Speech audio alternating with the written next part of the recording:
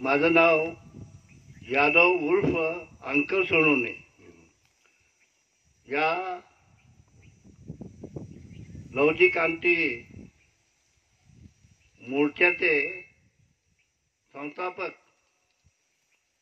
आणि लवजी सत्यशोधक लवजी प्रतिष्ठान या दोन्ही संस्थेच्या वतीने जयंती आणि समुद्रती या भूमीवर ज्यांचा जन्म इथं झाला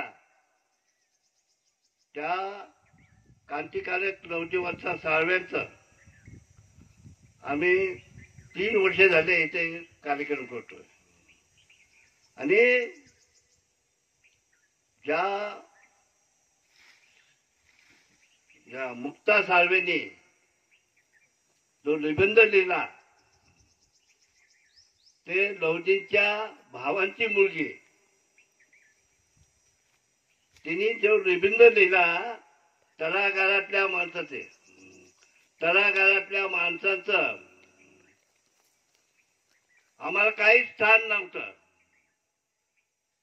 250 वर्ष अगोदर त्या मुक्ता साळवेंनी की आमचा धर्म मांगा महाराजांचा धर्म कोणता आहे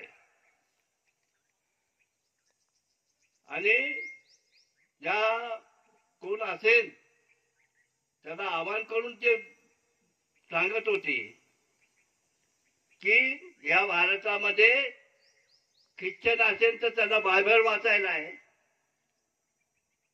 मुस्लिम असेल तर त्याला कुराण वाचायला आहे, वेद असेल तर बाबराला वाचायला आहे, पण मांगा महाराजांना काय आहे. म्हणून ती त्या 2.25 वर्ष अगोदर तिने निबंध लिहिला आणि ती सावित्रीबाई आणि फुल्यांच्या शाळेत शिक्षण घेत होती. या पद्धतीने आणि खोटा इतिहास लवजींचा खोटा इतिहास सांगत असताना आम्ही फुल्यांचा लवजी मानतो. फुल्यांसंग त्यांनी काम केलेलं आहे. सावित्रीबाईला शेण दगडे मारत असताना लवजींनी त्यांना साथ दिली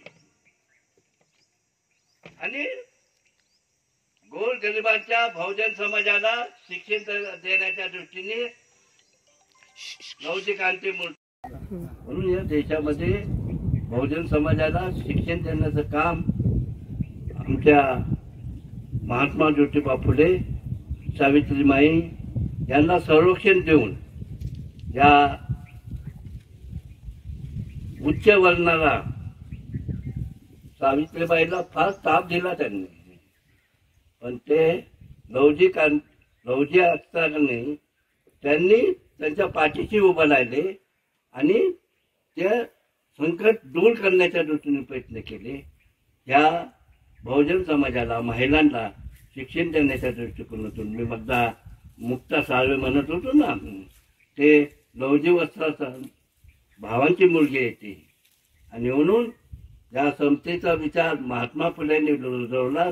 ते लवजी समतेचा विचार आणि शिक्षणाचं काम या महाराष्ट्रामध्ये बहुजन समाजाला शिक्षण देण्याच्या दृष्टिकोनातून लवजींनी काम केलं. त्यात सर्वे आणि पत्रकार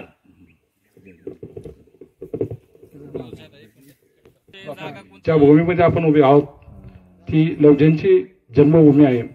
ह्या ठिकाणी आपण पाहिल्यानंतर आपल्या लक्षामध्ये येते की ह्या काळामध्ये खऱ्या अर्थानं जे लवजींनी जे ज्योतिबाचे सहकारी म्हणून काम केलेलं आहे आणि ते हे जे जन्मभूमी आहे ते जे सुविधा पाहिजेत त्या सुविधा ह्या ठिकाणी नाहीत. ह्या डोंगराळ भागामध्ये येत असताना रस्त्याची सोय नाही आहे, पिण्याच्या पाण्याची व्यवस्था नाही आहे, अशा काही बऱ्याचशा अडचणी आहेत. तर त्या अडचणीला सोडवण्यासाठी आपण प्रयत्न करतच आहोत. अधिक शासन स्तरावर जर प्रयत्न झाला तर अधिक उत्तम ठरेल. आणि या ठिकाणी आज सत्यशोधक लोचस्थ साळवे आणि लवजी क्रांती मोर्चाच्या वतीनं संयुक्त विद्यमानानं या ठिकाणी स्मृती दिनानिमित्तानं विनम्र अभिवादन सभा होत असताना पत्रकार बांधव ह्या ठिकाणी आलेले आहेत. त्या पत्रकार बांधवांचं मी एकदा स्वागत करतो आणि आमची जी दखल घेतलेली आहे त्याबद्दल मी आपल्या सर्वांना धन्यवाद देतो आणि थांबतो.